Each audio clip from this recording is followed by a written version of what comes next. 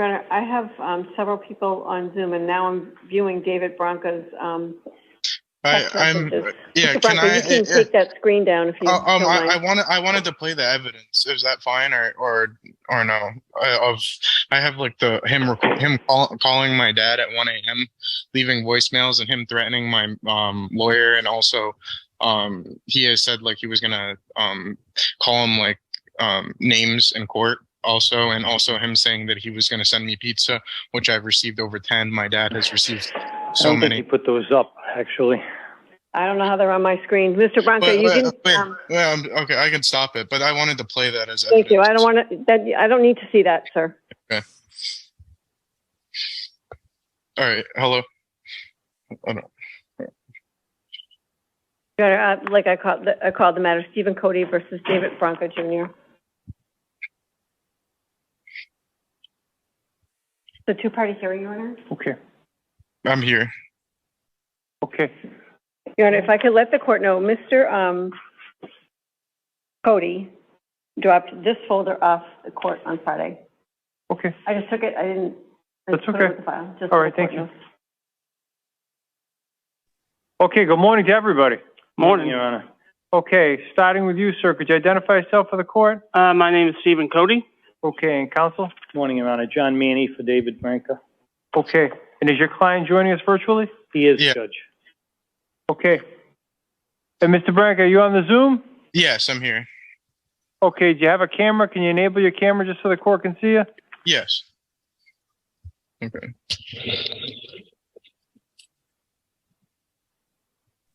Okay. Steve Coates, a serial stalker. Going to ask you to try to stand still as best you can for us, okay? All right, I'll sit down. Okay, thank you. We're here for a two-party hearing. Counsel, I assume that the defendant is objecting to this order. Yes, that's correct. Okay. Folks, this is the way the process is going to work. I'm going to review all the paperwork first, okay? Then I'll give a chance to the plaintiff to tell me what the plaintiff wants to tell me. Counsel can cross-examine the plaintiff if he so chooses.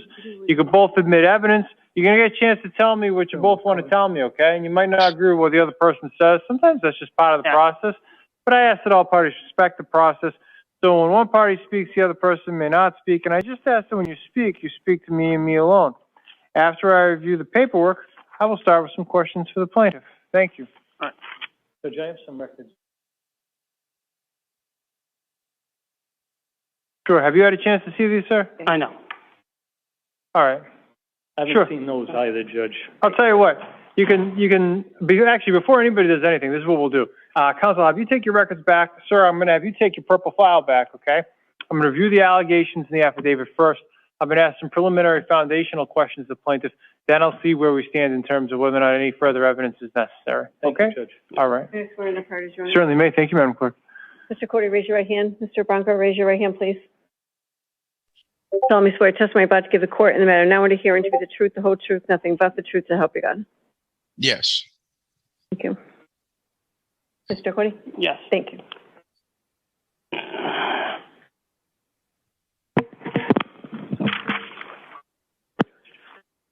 All right, cool.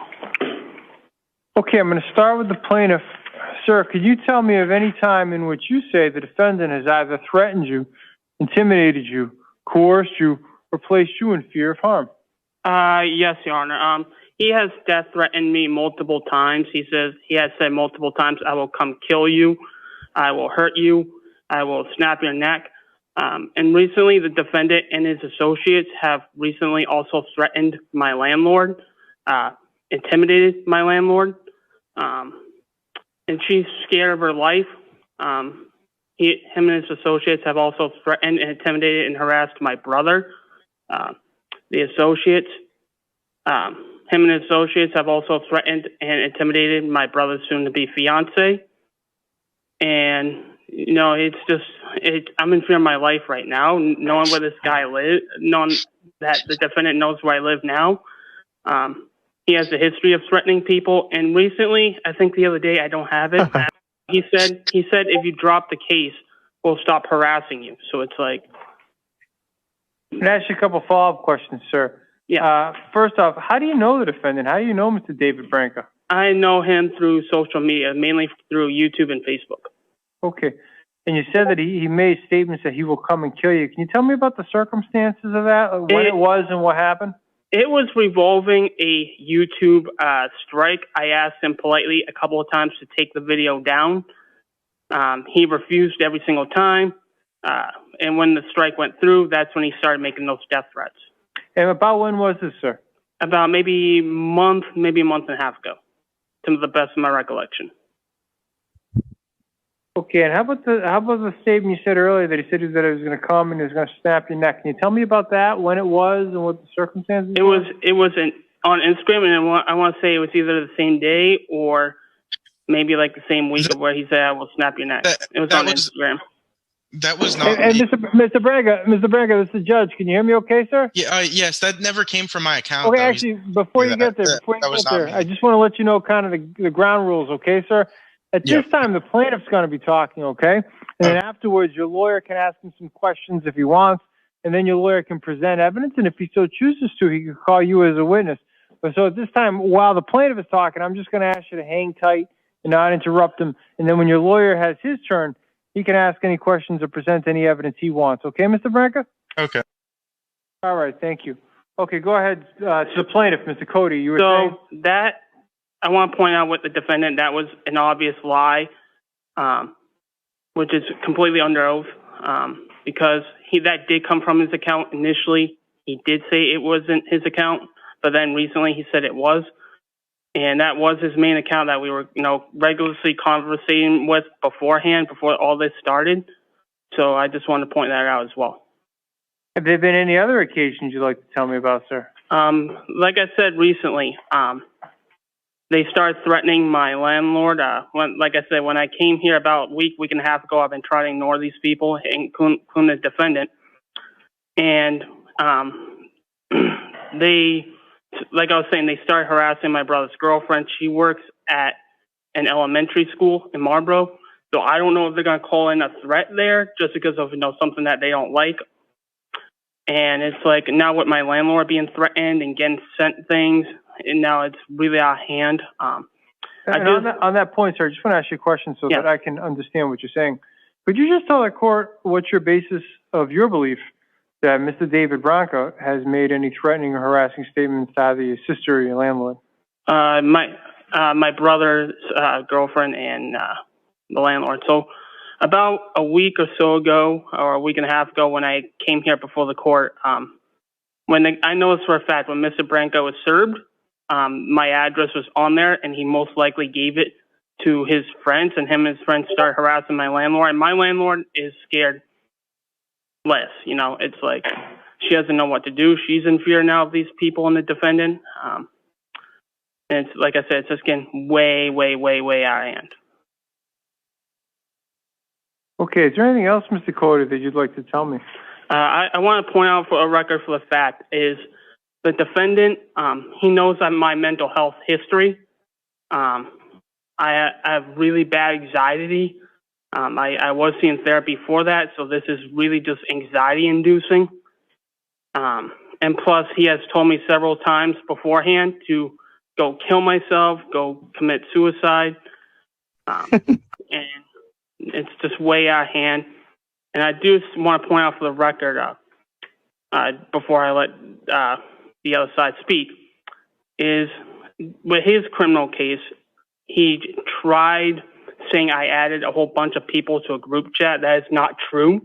How social media works, especially Facebook in particular, when you delete a Facebook account or you disable a Facebook account, Facebook gives you around 30 days to reactivate that account.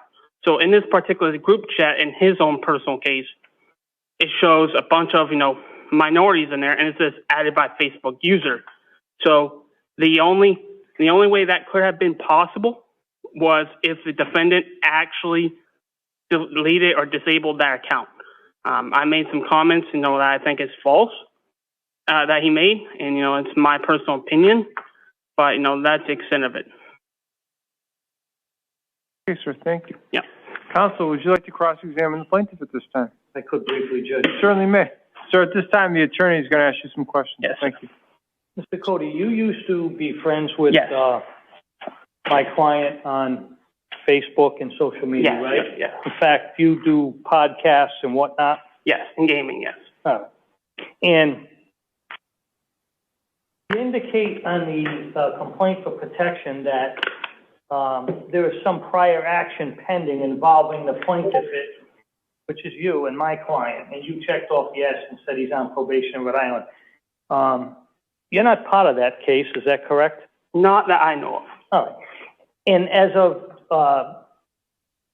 the end of July, or the beginning of this month, August, up until this morning, you have been sending various and making various Facebook posts about my client, correct? No. No? Did you call my office on a Sunday afternoon, July 30th, and leave a message for me indicating you were going to have me investigated, my client investigated? Yes, because, Okay. yes, because, like, if you, and I gave you the benefit of the doubt, maybe you're kind of misinterpreting the whole thing. Sir, just remember at the beginning when I asked you that if you have any answers, you just direct them to me. Oh, yeah, I'm just going to ask you at this time, I know the attorney's asking you questions. I'm just going to ask you to direct all that attention to me, okay? All right, Go ahead. okay, cool. You can continue your answer, okay? So that he might have misinterpreted that statement, because, and I said in that particular voicemail, maybe I'll give him the benefit of a doubt that maybe he didn't know what his client was submitting to him in that personal case. Maybe he didn't know the extent. And that's in reference to what I had just mentioned previously. That maybe he didn't know that his client was potentially giving him false information. I gave him the benefit of the doubt. But the main basis of that was I didn't want to bring this to court. I didn't want to. This was kind of the last resort. I wanted to reach out to him. Maybe he could get his client to stop. Maybe that could have helped, but that has not helped at all.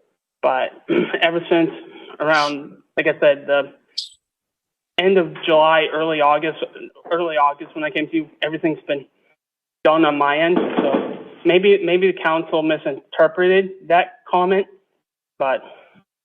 Okay, I think you've answered the question. Counsel, you can pose your Yeah, next of question. course. Thank you, Judge. Thank you. And you've been putting messages up about my client that you and your associates were going to put him in jail, correct? Yes. All right. And in fact, you've actually had a podcast where you and your associates called the probation department making allegations, the probation department in Rhode Island making allegations against my client to get him violated, correct? Yes. All right. And on more than one occasion over the past month, in these social media posts, you indicated that you were going to put my client in jail no matter what, and you thought that was funny and a big joke, fair to say? Yeah. Okay. And in fact, you've put my client's telephone number and address, his mother's telephone number and address, his father's address, and the grandmother's telephone number on social media and invited your friends to call them. Is that correct? Yes and no, but All right. what I will say to that, Your Honor, is that when it came to his grandmother's address that he currently lives at, that was already made public in a police blotter this, I want to say, March. So that was already public. That was already public information. I don't know what the counsel is getting at here. Maybe his client's giving him false information still. I don't know. Okay, you can pose your next question, counsel. Thank you, Judge. In fact, you've been having pizza sent to my client's house in Bristol address, in Bristol, Rhode Island, and his mother's address in Johnston. Is that right? No, that is not correct. No? So when you sent pizzas recently, that wasn't from you? No. Was it from one of your associates? No, not that I know of. I don't condone that at all. Okay. Now, you claim my client threatened you? Yes. And do you have that on a Facebook text or something? It was on an Instagram post. All right, and that's from my client, Yes. right? Yeah, and you're positive about that? Yes. Not one of your associates, Yes. right? And in fact, you and your associates were posting about today's court date, is that right? Yes. All right. And the post that was put up on your behalf was, will the drama finally be over tomorrow? The big day in court. Is that right? Yeah. Okay. And you've put other stuff about the court, correct? I've been taking it down since to kind of, further not implicate things, so yeah. All right. And in fact, you've had podcasts where you discuss, my client, you wanting them to go to jail, right? Yeah. And me being a clown, is that right? Putting up clown pictures? Is that correct? Yeah. All right. And in fact, you put up pictures of my client with a pig's body on his face. Is that right? Yeah. Okay. I don't have any other questions, Judge. Does the defendant have any evidence that the defendant would like to admit? Yes, I would like to. Oh, hold on, sir. You're represented by counsel in the courtroom here today. So I'm asking counsel, do you have any evidence that you would like to admit on behalf of your client? Judge, I have these, a packet of these, social media posts for the entire month, including this morning or yesterday.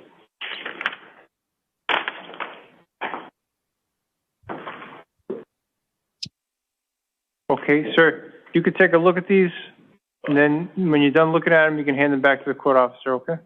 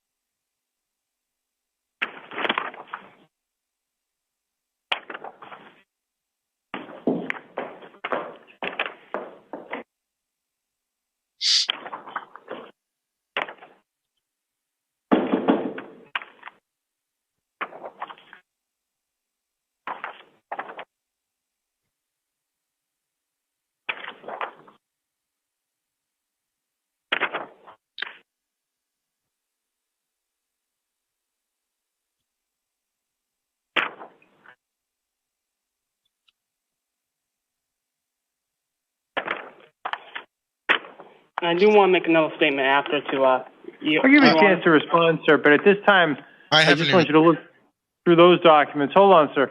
And then once you're done looking at those, you can give them to the court officer. And when the defendant's done, I'll give you a chance to respond. Okay, sir? Yeah, go ahead.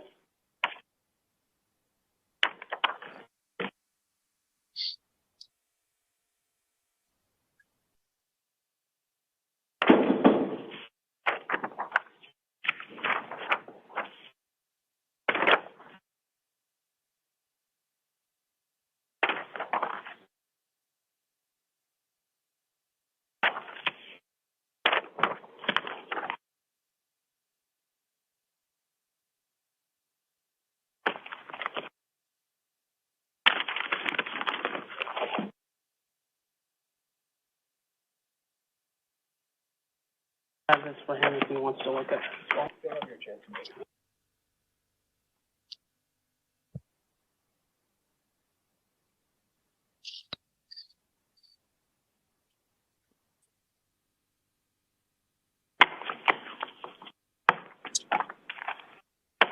Counsel, do you wish to be heard at all? I could put my client on, Judge, for a moment. Yes, I would have a couple of things I'd like to say if that's. Actually, sir, the way the process works is if your counsel would like to call you as a witness, he's going to pose questions to you if he so chooses to call you, and you can then answer the questions. Okay, sir? Okay. Okay, counsel, if you so... Could just briefly, Judge. Sure, Thank go right ahead. Mr. Branca, have you threatened to kill this gentleman, Mr. Cody? There may have been like months ago when we were still like friends, and it was like right off the breakup when he just started like bullying and harassing me, and like because he had gave me like permission to use his videos. He said I don't mind at all, and then he backtracked it when we were still friends because he was like moving in on my ex-fiance and just telling her like all a bunch of lies about me, which like it was not in the context of what he said. It was still like as we were like friends and like, you know, like right at the breakup. Nothing since then. No. Right. Let me ask you a question. So from this month, Have No. you received, no, listen to me, Oh. the question. Have you received social media posts about you from Mr. Cody and his friends? Yes. I've been All right. directly contacted. Yes, directly All right, tagged. and can you tell me what, just in a nutshell, tell the judge what those posts are about? So basically, he lied under oath about the pizza orders because I have actually video evidence, audio of him saying that he was sending me pizza. This is actually when he was on probation. And then pizza came 30 minutes later. And he's also been sending it to another individual. And he also said All right, that he's not has going he to stop. posted, He has said he he's not. posted, What? has he posted your telephone number or address or any of your relatives on yes. social media? Oh yes, all of them, literally all of them, and he's gotten them from my ex-fiance, and also paid for like background things, and he has also said like he's not going to stop until I unalive myself, and also he has like the order that they gave me, like his address was never on there. I literally have it right here too. But he has put out all my family's information, sent pizzas and Asian orders to my dad's house where the guy was banging on the door and windows.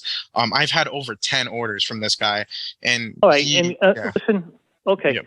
And has he threatened to have your probation in Rhode Island violated, him and his associates, in making allegations against you? Yes, and he has also directly sent the man, John Colazzo, pizzas because he attached my cell phone number, which is not public.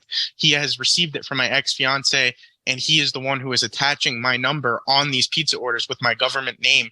And he said he's not going to stop until I violate the probation, and I either that or I unalive myself, which means commit suicide. All right, So, and did you receive any social media post this morning relative to this matter? oh yes, 852. He has an account called Inmate 25, and it is depicting me as pig in the title, and also he put a private video that my ex-fiance filmed of me pumping gas, and she sent it to him, and he put it to this channel harassing me as of like 3 days ago, but on this channel that he just commented this morning. That is 100% him, and he All is right. yes.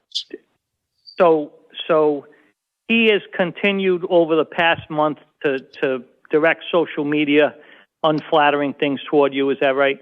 Yes, I mean private videos that were never supposed to see the light of day of me pumping gas. Yes, as well, and other things that are horrible. I don't have any other questions at this time, Judge. Okay, thank you.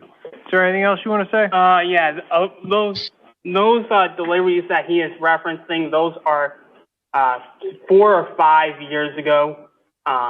So I don't know why that's relevant to this case now, especially in reference to his father. And like I said, he's acting like I went out and got, all his, personal family members' information. That's also false. A lot of it was already public. Now, him and his friends have gone after my, like I said earlier, my landlord's private number. And like I said earlier, how I know they got that information, like I said in reference to earlier, that was private information. My address is private information. But how, I don't know how he felt like that was the right. I don't know why counsel think that's right to go and get private information. But when you're threatening an elderly female landlord to get me evicted over some unflattering things I said or did months, years ago, that doesn't make any sense. So it's like now, like I said, she feels threatened. A lot of these deliveries were most of them from years ago. And I want to point out it's hearsay. It's hearsay. Hearsay is not admissible. You're lying, but Mr. Branca, at this time, I'm just going to ask you not to interrupt, okay? I'm going to give your counsel the last word if he wants to be heard in summation, but I'm going to ask you not to interrupt the court, okay, sir? All right. Anything else, sir? As I was saying, it's when he gives off things that were years ago, and that's hearsay. He can't prove it. That's like with the pizza delivery he mentioned. I can know about it, but doesn't mean I'm responsible for that. And it's like that. And it's like when family members are being, harassed. I didn't even know my brother's address until him and his friends found it privately. That's now they're in fear, and they have elderly people at their home where him and his friends are harassing these people. That's not right. That's not right at all. And to me, it's violations. That something should be done about that. And that everyone's feeling scared. I'm scared right now. I'm in fear of my life, like I said, and it's just like I'm hoping something can be done. Thank you, sir. Counsel, did you wish to be heard any further? Just, I can make a summation, Judge. By all means. Briefly. You may proceed. Thank you. Judge, this is a very strange case. These people haven't even met each other. All of this is on social media and podcasts and whatnot. Putting all that aside, Judge, my client was given a sentence in Rhode Island. He's on probation, suspended sentence. And in fact, since that was on July 25th of this year. As a result of that weekend, I started receiving calls at the office. My client started receiving social media posts from this gentleman and his associates the entire month up till today about how they would do anything and everything to have him violated so that he would attempt to go to jail. There's references to jail and how he would do in jail. There's allegations that, he's making allegations against him. He's a pedophile, all these crazy, crazy things. And he actually ran a podcast where they got on the podcast and called the probation office in Rhode Island to get a hold of him. Everybody laughing like it was a big joke. This has been going on for the entire month. I don't think it's going to stop. I don't believe that this gentleman has met his burden whatsoever. Notwithstanding that, it's kind of like a strange situation where he and his cohorts continuously flout authority and throw these things out there, including private information, mother's address, father's address, grandmother's address, his address, and their telephone numbers. So we would just like it to stop, and I would submit, Judge, he hasn't submitted sufficient evidence to issue the order. Thank you for your time. Thank you, counsel. After hearing, the court makes the following findings. Based on the credible evidence, this court finds that the legal standard to issue a harassment prevention order has not been met. Therefore, this court is not empowered to issue an order. If circumstances change, the parties are always free to avail themselves of the protections of the law again. And if any time any party has any concerns for their safety, they can certainly contact the police department. I thank you all. Thank you, counsel. Thank you, Judge, for your time. Thank you.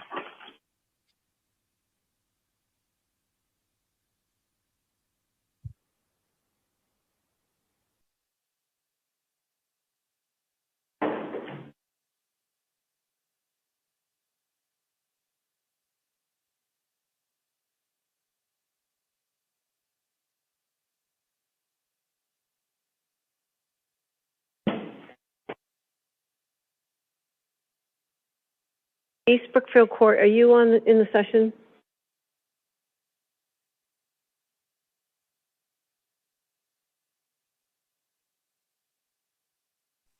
Justice for Dave Bronca. He owns. I think we have two restraining orders from East Brookfield, but they don't seem to be on yet. And then we have the gentleman downstairs if he's ready, or you can bring him up. Dave Bronca owns.